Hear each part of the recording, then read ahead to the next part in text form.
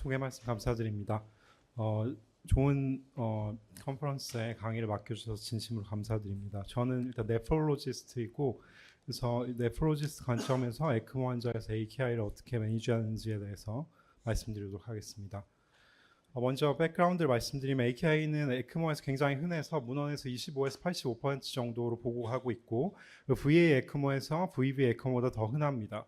모탈리티는 높고, 여러분들께서 이제 에크모 환자면서 RRT도 하는 환자들의 아웃컴을 생각해 보신다면 이런 디베스테이팅한 아웃컴을 피부로 와닿으실 것이라고 생각합니다. 그래서 AKI 전체 중에 이제 RRT를 요구하는 경우는 거의 반수에 해당하고, 메커니즘은 굉장히 멀티팩토리하고 컴플렉스한 것으로 알려져 있고, 그리고 AKI가 발생한 타이밍은 캐뉼레이션을 하고 나서 48시간 이내 초기에 대부분이 발생하고, 그 이후로 이제 에크모 유지 기간이 늘어날수록 그에 비례해서 AKI 빈도도 점차 증가하는 것으로 알려져 있습니다.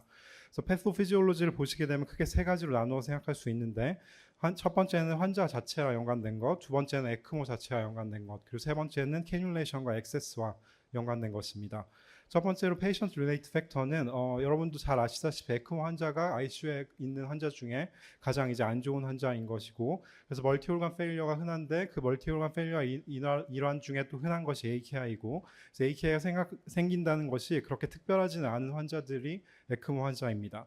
그래서 좀 더 자세히 보면 히모다이나믹 인스테빌리티가 있고, 로우 카디아 아웃풋으로 이스케믹 인저리가 키드니에 발생할 수 있고, 그리고 카디오 리날 신드롬, 그리고 하이폭세미아, 하이퍼캅니아, 에크모 자체가 앞서 고령원 교수님께서 말씀해 주신 대로 인플라메이션을 유발하기 때문에 이런 것들, 그리고 이제 네프로톡식 익스포저도 굉장히 잦아서 반코마이신이나 콜리스틴과 같은 약물들을 생각해 본다면 일반적인 AKI가 생길 수 있겠다라는 걸 생각할 수 있습니다. 두 번째는 이제 에크모와 연관된 팩터인데, 이제 이스케믹 인저리가 발생한 다음에 이제 에크모를 연결하는 순간, 특히 이제 카디오네익 샥에서 회복된 VA 에크모 환자들 경우에 이제 모든 올간의 리퍼퓨전이 발생하게 되는데, 이스케믹 리퍼퓨전 인저리는 키드니의 이스케믹 리퍼퓨전 인저리를 말씀드리는 것입니다. 그래서 이런 것들이 이제 발생하게 되고, 그리고 컨티뉴어스 플로우를 가지기 때문에 이것이 이제 리날 코티컬 플로우를 감소시키고 레닌 안지오텐 시스템을 액티베이션 시키는 것으로 알려져 있고, 그리고 히몰라이시스로 인한 피그먼트 인듀스 네프로파티, 그리고 아티피셜 서피스에 블러드가 익스포저 되어 있는 것이 또 인플라메이션과 컴플리먼트 캐스케이드를 유발하기 때문에 AKI에 기여할 수 있습니다. 그 다음 이제 LV 오버 디스텐션이나 펄머 이데마가 악화되는 것이 LV 오프로딩이 제한되는 것 때문에 또 AKI에 기여할 수 있습니다. 이스케믹 리퍼퓨전 인저리를 보시게 되면 이렇게 키드니에 이뮨 셀들이 리크루먼트 되거나 익스펜션 되면서 올간 트랜스플란테이션과 마찬가지로 이런 이스케믹 리퍼퓨전 인저리가 이런 복잡한 기전과 이뮨 메디에이트 기전을 가지고 AKI에 기여할 수 있습니다.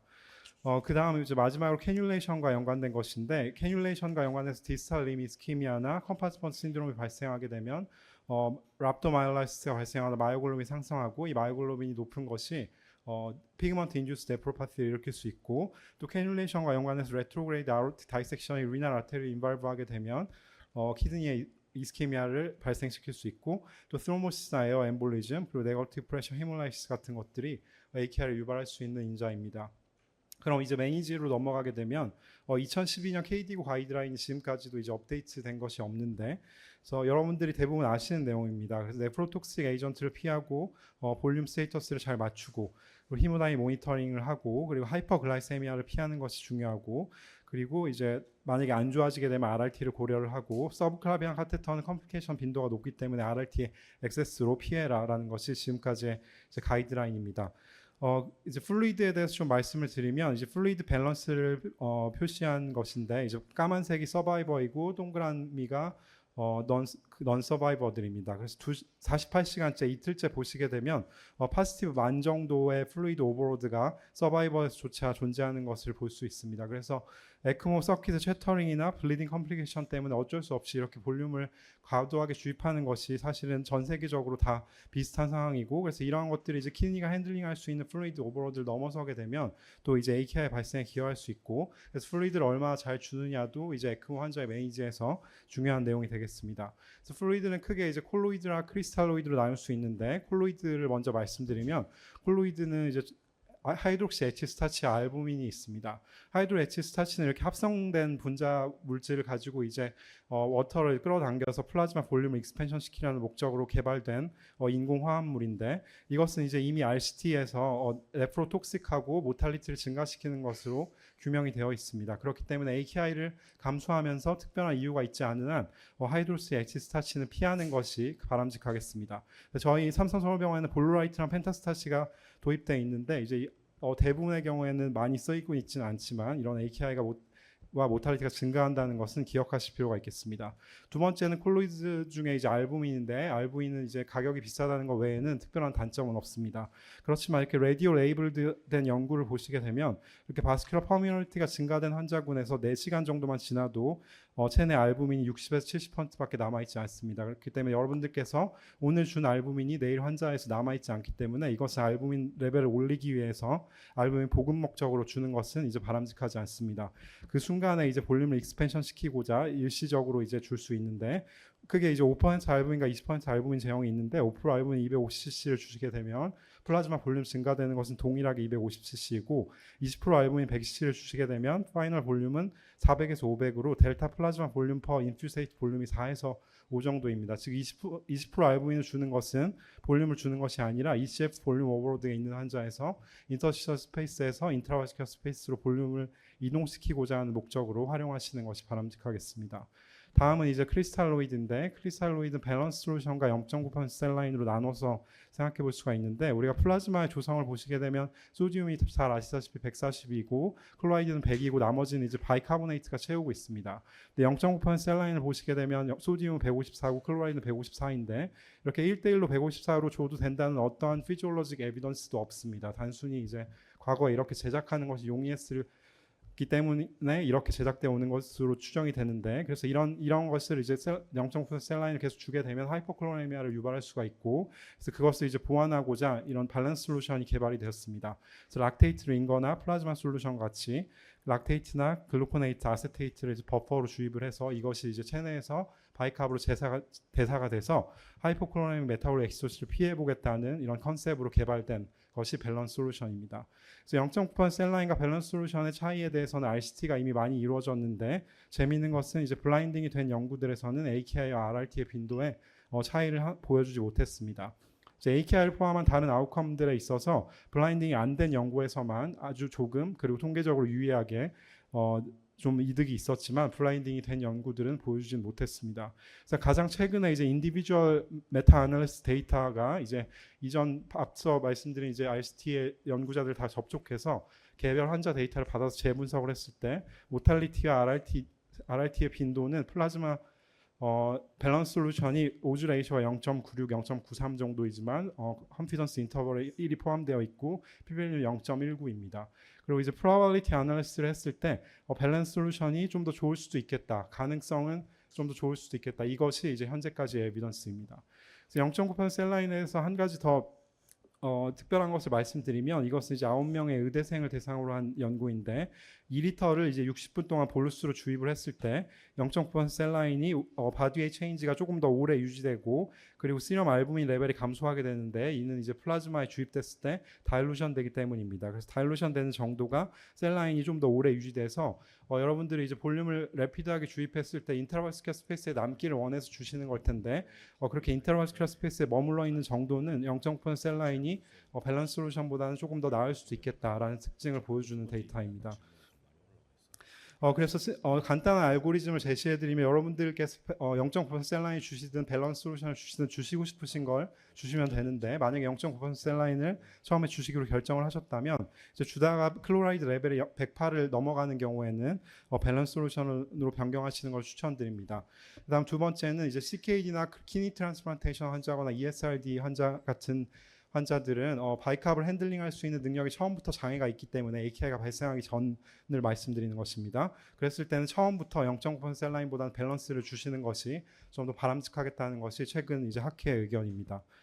다음은 이제 RRT에 대한 내용인데 우리가 이제 RRT를 언제 시행하느냐에 대해서 고민을 항상 하실 텐데 우리가 이제 컴플리케이션이 발생한 곳을 이 레드 존으로 생각해 볼 수가 있는데 C 포인트에서 즉 컴플리케이션이 발생한 다음에 시작하는 데는 이제 이견이 없습니다. 그러나 이제 A와 B 포인트에서 컴플리케이션이 발생하지 않았을 때 RRT를 미리 시행하는 것이 좀 더 유리하지 않느냐에 대한 질문은 이제 예전부터 있어 왔습니다. 그래서 이에 대해서 잘 디자인된 RCT 세 가지가 있는데 RCT를 보시게 되면 결론은 모탈리티의 차이가 없습니다. 어떠한 RCT도 early RRT가 delayed RRT와 비교해서 모탈리티의 차이를 보여주지 못했고 중요한 점은 이제 delayed 스트래티지를 취하게 됐을 때 약 40%에서 50% 환자는 연구가 종료될 때까지 RRT를 받을 필요조차 없었습니다. 즉 early RRT를 시행하지 않는 것의 이점은 spontaneous recovery의 기회를 제공하는 것이고 그래서 이런 환자들을 포함해서 일괄적으로 RRT를 시행하면서 이런 RCT를 시행하게 되면 모탈리티의 차이를 만들 수가 없는 것이 이제 최근의 의견이라서 네프롤로지 소사이어티에서는 RRT를 일찍 시작할 근거가 없다는 것이 이제 최근까지의 컨센서스이고 그러나 이제 이런 RCT들의 포스트 아널리시스 데이터를 보시게 되면 딜레이드 그룹에서 결국은 RRT를 하게 된 가장 오른쪽 바 그래프와 그리고 얼리 그룹을 비교하게 되면 이제 딜레이드 그룹의 모탈리티가 더 높은 것을 볼 수 있습니다. 그러니까 결국은 나빠져서 RRT를 하게 될 환자라면 굳이 이제 기다릴 필요는 없겠다라는 것을 보여주는 데이터이고 그래서 결론적으로는 여러분들 눈앞에 있는 환자가 논 리커버리로 갈 것이라고 생각해서 C 포인트로 갈 것이라면 그럼 굳이 C까지 기다릴 필요는 없겠습니다. 그리고 1번이나 2번으로 가서 스폰테니스 리커버리라고 할 생각이 된다면 이 환자들에서 RRT를 시행하는 것은 아무런 이득은 없겠고 그러나 이제 문제는 이제 우리가 미래를 예측할 수가 없다는 것이 문제입니다. 그래서 어떤 환자가 넌 리커버리로 갈지 그리고 어떤 환자가 리커버리가 될지가 지금도 이제 연구가 이루어지고 있는 앞으로의 주제입니다. 그다음 우리가 지금 에크모 컨퍼런스에 있기 때문에 에크모 환자에 대해서 어떻게 바라봤는지에 대해서 정리하고 넘어간다면 이제 이 첫 번째 에이키키 트라이얼에서는 이제 익스클루전이 됐고 아이디얼 ICU 트라이얼에서는 얼리암에 딱 한 명이 에크모가 포함되어 있었습니다. 가장 이제 최근에 가장 많은 환자를 대상으로 멀티내셔널 스터디가 스타트 AKI 트라이얼인데 여기는 이제 에크모에 대한 언급이 없습니다. 그리고 이 연구에서 중요한 것은 이게 멀티내셔널로 진행됐기 때문에 모든 연구자를 컨트롤하기가 어려웠기 때문에 이런 크라이테리아를 만들었을 것이라고 생각하게 되는데 익스클루전 크라이테리아에 피지션이 판단했을 때 이 환자는 반드시 RRT가 필요하다. 그러면 랜더마이제이션 하지 않고 연구에서 모두 제외됐습니다. 그래서 이러한 환자들의 제 생각에는 에크모 환자들이 상당수 포함되어 있을 것이라고 생각을 하고 그리고 우리가 RRT를 시행하는 것의 목적은 이제 유레믹 솔루트를 제거하거나 뭐 하이퍼칼레미아나 메타볼릭 엑소시스를 개선하는 것도 있지만 엑스트라코포리얼 플루이드 컨트롤을 하는 것이 이런 에크모 환자에서 굉장히 중요한 역할을 하는데 이렇게 이제 피지션에게 플루이드 컨트롤의 자유를 이제 RRT를 통해서 주는 것이 아웃컴을 개선하는 데 중요한 역할을 할 것이라고 저는 생각을 하고 그리고 에크모 서킷을 삼성서울병원 같은 경우에는 이제 RRT 서킷을 에크모 서킷을 이용해서 이제 인테그레이트 서킷을 이용하는데 따로 바스큘라 액세스를 이렇게 하면 확보할 필요가 없기 때문에 아마도 그냥 RRT를 다 일괄적으로 하는 것보다는 위해가 적을 것이라는 것이 저희의 생각이고 그래서 저희 센터 삼성서울병원에서는 굳이 이제 에크모 환자에서 딜레이드 스트레치를 취하고 있지는 않습니다. 그다음 이제 RRT 마지막으로 RRT 딜리버리에 대한 내용입니다. 그래서 크게 두 가지로 이제 패러럴과 인테그레이트 메소드인데 패러럴은 따로 그냥 마찬가지로 다른 환자와 마찬가지로 CRT 서킷을 운용하는 것이고 카테터를 잡고 인테그레이트 방법은 이제 에크모 서킷을 CRT 서킷으로 이용하는 것입니다. 어떠한 방법이 더 유리한지에 대해서 연구가 이루어진 바가 없고 지금도 이제 센터의 특성에 맞춰서 이루어지고 있을 텐데 지금까지는 어떠한 한 가지 방법을 권고할 만한 연구는 없는 상태입니다. 세퍼라이트 서킷은 이제 따로 이렇게 가스큘라 액세스를 피모랄이나 IJ 카테터를 잡아서 CRT를 하시게 되고 에크모 서킷은 따로 운영되게 됩니다. 그래서 이것의 단점은 이제 카테터를 또 잡아야 되는 문제가 있고 이쪽에 이제 엑스트라 코포리얼 블러드 볼륨이 이만큼 있는데 이쪽에 또 이제 엑스트라 코포리얼 블러드 볼륨을 발생시키면서 그것이 증가되게 되는 문제가 있고 그러니까 두 개의 서킷을 운영해야 되는 단점이 있습니다. 그러니까 저희 병원에서는 이 방법을 사용하고 있지는 않고 그다음에 이제 인테그레이트 서킷인데 CRT 머신을 이렇게 에크모 라인 내부에 이제 포함시켜서 하는 방법이고 이렇게 하게 되면 이제 따로 바스큘라 액세스를 확보할 필요가 없는 이점이 있지만 이제 CRT의 기계가 허용하는 압력의 알람 레인지를 벗어나기 때문에 장기적으로 이런 프레셔가 CRT 머신에 어떤 영향을 미칠지에 대해서는 지금까지 알려진 방법은 없고 어떤 특별한 매니플레이션과 기술적인 서포트를 요하는 것이 있습니다. 그래서 이렇게 에크모 인테그레이트 서킷을 운영하실 때 이제 중요한 두 가지 원칙이 있는데 첫 번째는 이제 CRT 기계로 들어가는 액세스 라인은 반드시 이제 포스트 센트리퓨갈 펌프로 위치해야 됩니다. 그래서 이거 그 에코 서킷에서 뽑아내서 이제 CRT로 들어갈 때는 에어 인터ference를 방지하기 위해서 포스트 펌프로 파시브 프레셔인 부분을 이용하시는 것이 바람직하겠고, 두 번째는 이제 리턴 라인, 즉 혈액을 정화한 다음에 환자 몸에 되돌려줄 때 거기에 이제 에어가 포함되어 있을 가능성이 있기 때문에 그것이 반드시 이제 옥시네이터 전에 들어가게 되도록 이 두 가지 원칙을 지켰을 때 이렇게 크게 세 가지 방법이 존재하게 됩니다. 저희 병원 같은 경우에는 이렇게 포스트 펌프에 파시브 프레셔에서 뽑아서 그래서 네거티브 프레셔로 넣어주는 이 방법을 활용하고 있고, 센터마다 다른 방법을 쓰시고 있을 것이라고 생각을 하고 어느 방법이 특별히 우월한 것은 없습니다. 그래서 이렇게 에크모 라인을 통해서 할 때는 이제 압력 레인지가 이제 일반적인 알람 레인지를 벗어나기 때문에 특별한 매니플레이션을 요하는데, 크게 두 가지 방법이 있습니다. 좌측은 이제 이렇게 롱 익스텐션 라인을 리턴 라인과 액세스 라인에 연결을 해서 압력을 경감시키는 방법이 있고, 삼성 서울병원에서는 왼쪽 방법을 쓰고 있고, 오른쪽은 이제 클램퍼를 위치를 해서 클램핑을 해서 압력을 경감시키는 방법이 있습니다. 근데 클램핑을 하시게 되면 스노모시스를 촉진할 수 있는 위험이 있습니다. 마지막 슬라이드입니다. 그래서 패소피지올로지는 멀티플 컴플렉스하고 이스케미아 리퍼퓨전 인저리와 카디오리날 신드롬이 중요한 역할을 하고, 매니지에서는 레프로톡식 익스포저를 피하고 하이퍼글라이세미아를 피하시는 것이 중요하겠고, 하이드록시 액시스타치는 사용을 피하시는 것이 바람직하겠습니다. 그리고 크리스탈로이드는 밸런스를 쓰시든 0.9 셀라인 쓰시든 여러분들이 원하시는 거 쓰시면 되지만, 이미 신기능 장애가 있다면 밸런스를 쓰시는 걸 추천드립니다. CRT 시작에 있어서는 굳이 이제 딜레이드 스트레치를 취할 필요가 없다는 것이 저희 센터와 저의 이제 의견이고, 그리고 만약에 여러분들 환자가 스폰테니어스 리커버할 가능성이 떨어질 것이라고 생각한다면 지체 없이 시작하시는 것을 저는 추천을 드리고, 그리고 앞서 RCT에서 보셨듯이 시럼 크레아틴과 유린 아웃풋을 보고 이제 RRT 여부를 결정하게 되면, 그렇게 반수의 환자들은 RRT가 연구가 끝날 때까지 필요조차 하지 않았기 때문에 이 크레아틴과 유린 아웃풋은 RRT 여부를 결정하는데 적합한 지표가 아니기 때문에 이것을 단독 지표로 활용하지 않는 것이 중요하겠습니다. CRT를 적용하시게 됐을 때는 저희 센터에서는 인테그레이트 서킷을 선호하고, 액세스 라인은 반드시 펌프 뒤에, 그리고 리턴 라인은 옥시네이터 앞에 위치시키는 것이 바람직하겠습니다. 이상입니다.